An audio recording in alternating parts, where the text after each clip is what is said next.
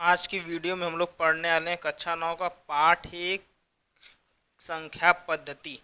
संख्या पद्धति में सबसे पहला नाम आता है प्राकृतिक संख्या का। सबसे पहला नाम आता है प्राकृतिक संख्या।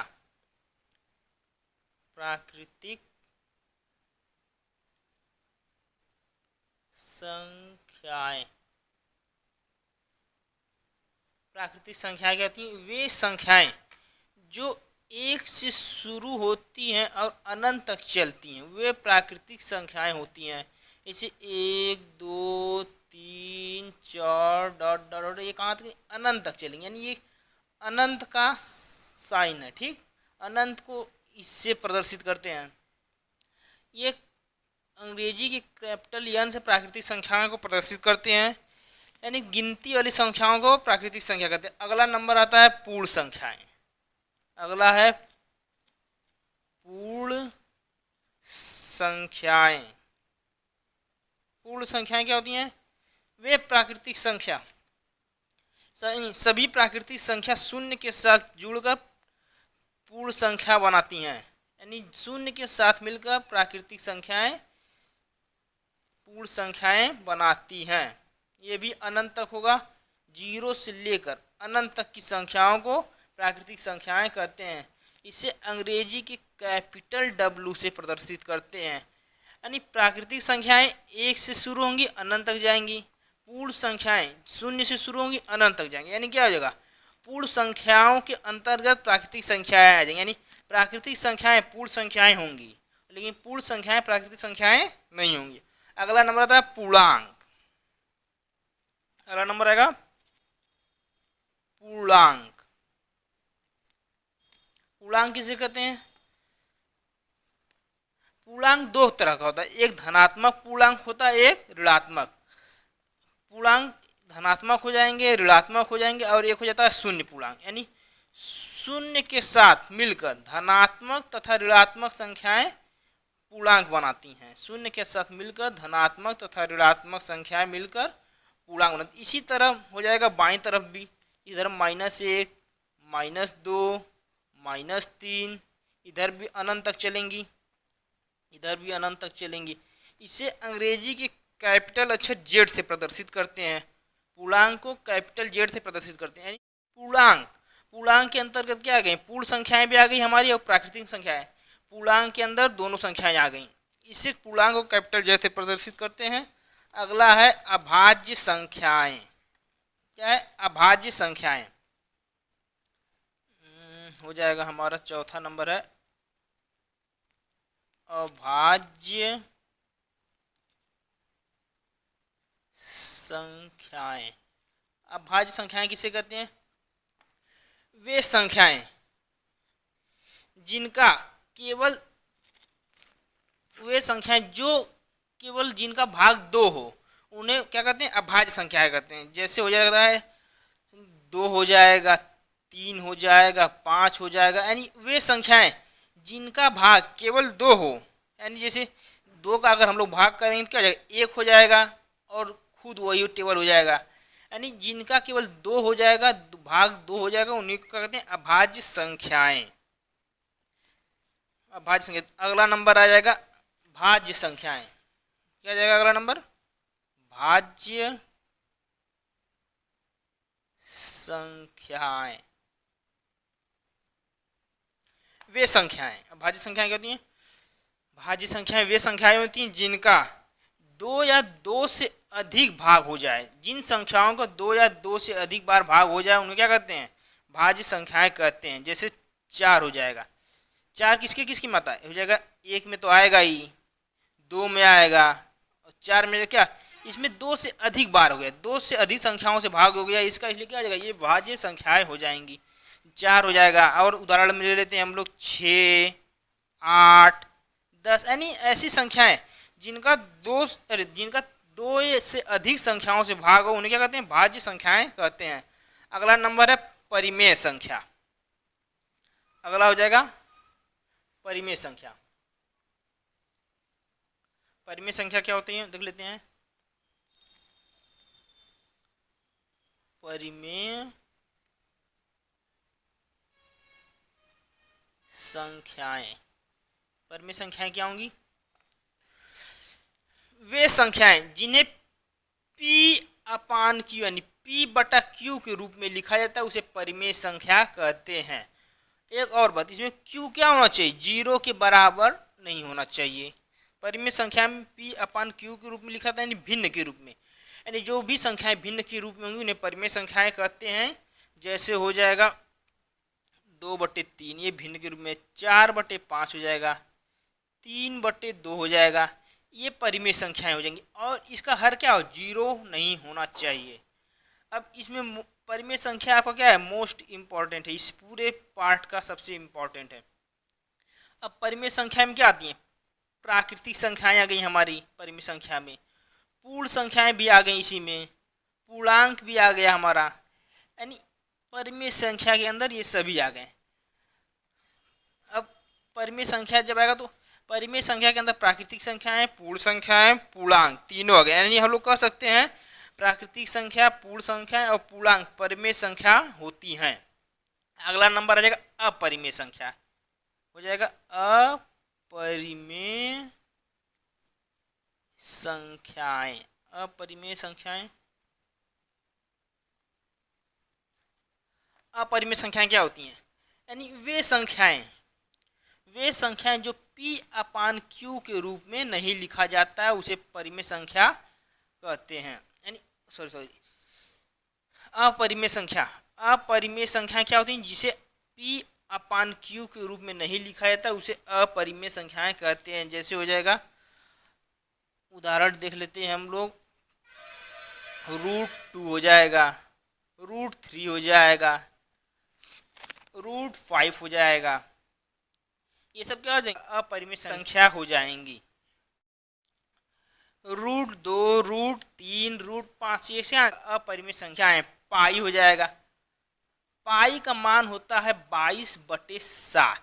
अब ये आप लोग कहेंगे ये परिमेय संख्या है, लेकिन ये पाई का एग्जैक्ट मान नहीं, ये लगभग मान लिया जाता है। पाई का ये लगभग मान लिया जाता है, इसलिए ये एग्जैक्ट मान नहीं होता, इसलिए पाई क्या हो जाएगा? अपरिमेय संख्या हो जाता है। पूर्ण वर्ग जैसे हो जाता है क्या? √4, √4 क्या हो जाएगा? पूर्ण वर्ग। अगर इसको रूट से हम लोग बाहर निकालेंगे, रूट में ऐसे बाहर निकालते हैं तो क्या हो जाता है? रूट से बाहर ये 2 निकलेगा, यानी √4 क्या है? एक पूर्ण वर्ग है। तो ये क्या, ये परिमेय संख्या नहीं होगा, ये वाली परिमेय संख्या नहीं होगी √4। यानी पूर्ण वर्ग जो होगा वो परिमेय संख्या होगी। जो संख्याएं पूर्ण वर्ग में होंगी उन्हें अपरिमेय संख्याएं नहीं कहेंगे, जो संख्याएं पूर्ण वर्ग में नहीं होंगी उन्हें अपरिमेय संख्या कहेंगे। अब यानी हो जाएगा, जो भी परिमेय संख्या होंगी उन सभी को छोड़कर जितनी भी संख्याएं होंगी अपरिमेय संख्या कहलाती हैं। यानी इन सभी संख्याओं को छोड़कर अपरिमेय संख्या के अंतर्गत सभी संख्याएं आ जाएंगी। अगला नंबर आ जाएगा वास्तविक संख्या। अगला आ जाएगा वास्तविक संख्याएं। वास्तविक संख्याएं क्या होती हैं? वास्तविक संख्या में हमारा सभी संख्याएं, प्राकृतिक संख्या, पूर्ण संख्या, पूर्णांक, अभाज्य संख्याएं, भाज्य संख्याएं, सभी इसमें क्या हो जाएंगी? सभी संख्याएं क्या हो जाएंगी? वास्तविक संख्या हो जाएंगी। यानी परिमेय संख्या और अपरिमेय संख्या ये सभी क्या हो जाएंगी? वास्तविक संख्या में आ जाएंगी। यानी ऐसी संख्याओं का सभी संख्याओं का संग्रह वास्तविक संख्याएं कहलाती हैं। इसे अंग्रेजी के कैपिटल R से प्रदर्शित करते हैं, इसे अंग्रेजी की कैपिटल R से प्रदर्शित करते हैं। एक और बात, परिमेय संख्या को अंग्रेजी की कैपिटल अक्षर Q से प्रदर्शित करते हैं। इन सभी परिमेय संख्याओं को कैपिटल अक्षर Q से प्रदर्शित करते हैं।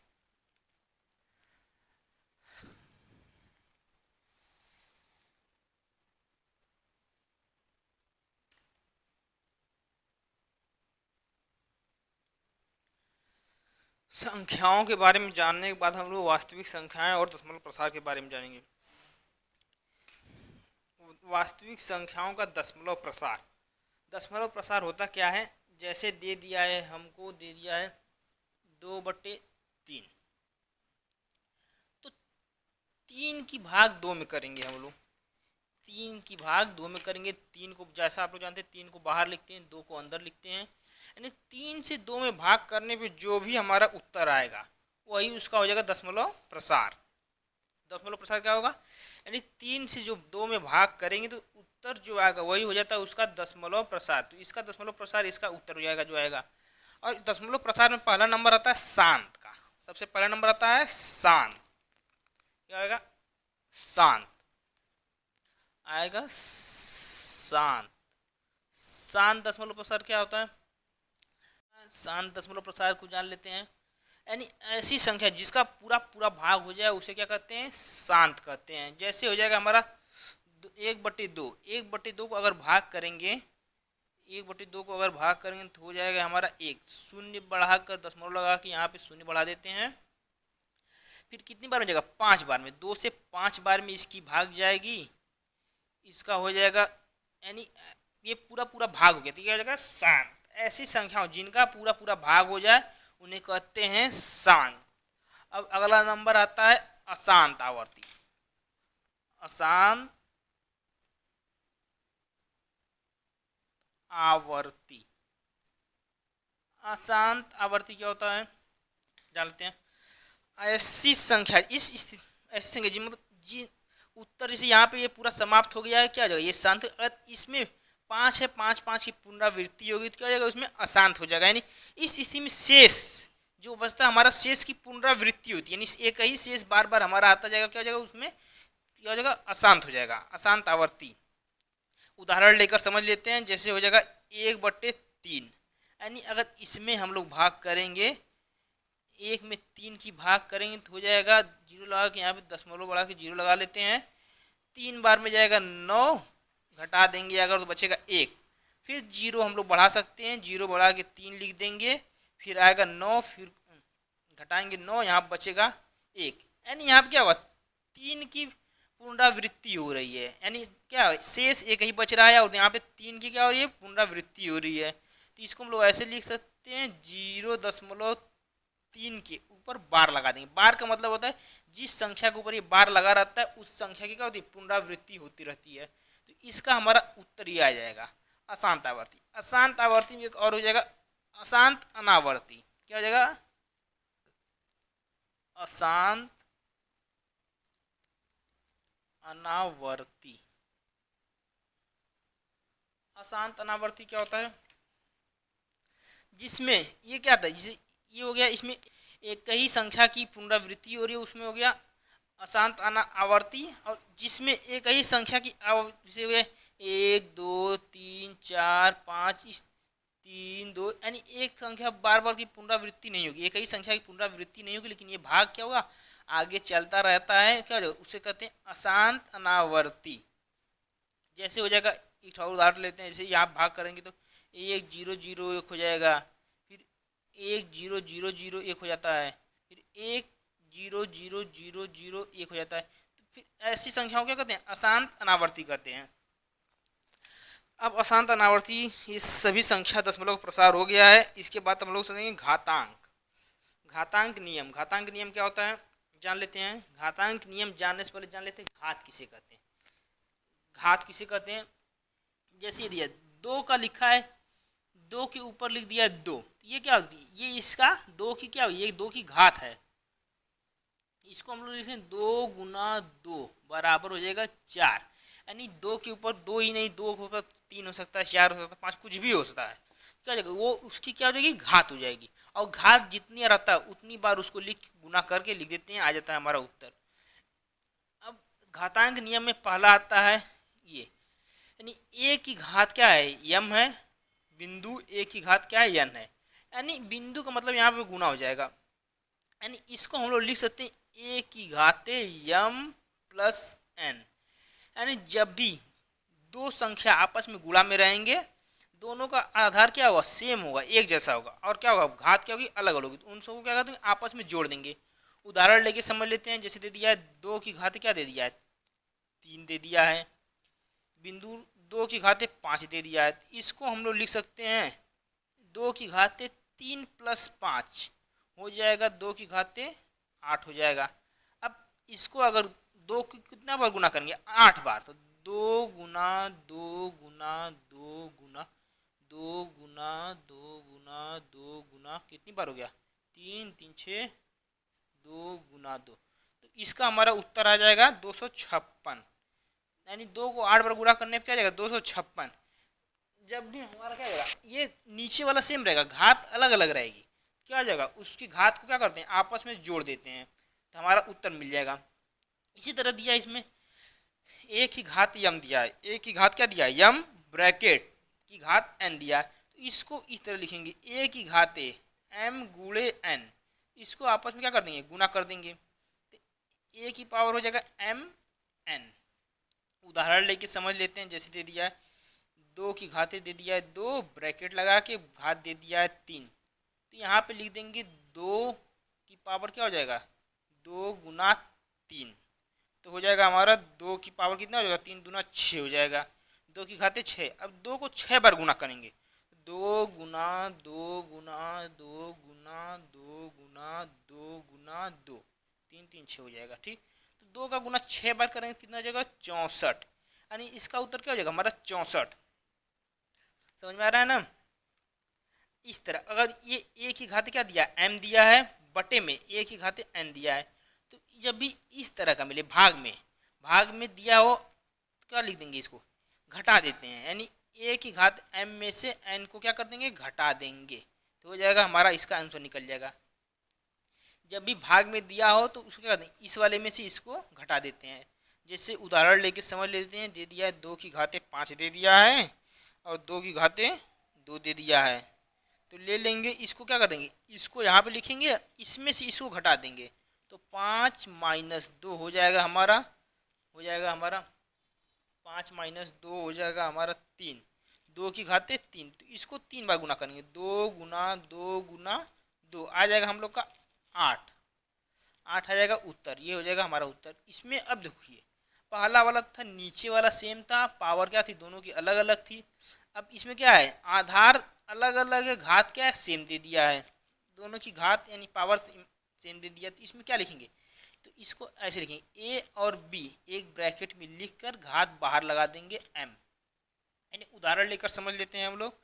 दे दिया है 2 की घात दे दिया है 2 बिंदु 2 यानी 3 की घात दे दिया है ले लेते हैं 2, तो क्या हो जाएगा इसको ब्रैकेट में लिख लेते हैं 2 गुना 3 ब्रैकेट के बाहर 2 लगा देंगे, तो 6 की घात क्या हो जाएगा 2, यानी 6 का गुना 2 बार करेंगे 6 गुणे 6 हो जाएगा हमारा 36, क्या हो जाएगा 36। ठीक, धन्यवाद। यदि आप लोगों को वीडियो समझ में आया तो चैनल को सब्सक्राइब और वीडियो को लाइक और शेयर जरूर करें। यदि इस पूरे चैप्टर का PDF नोट्स चाहिए तो डिस्क्रिप्शन में दिए गए लिंक से लोड कर लें जाकर।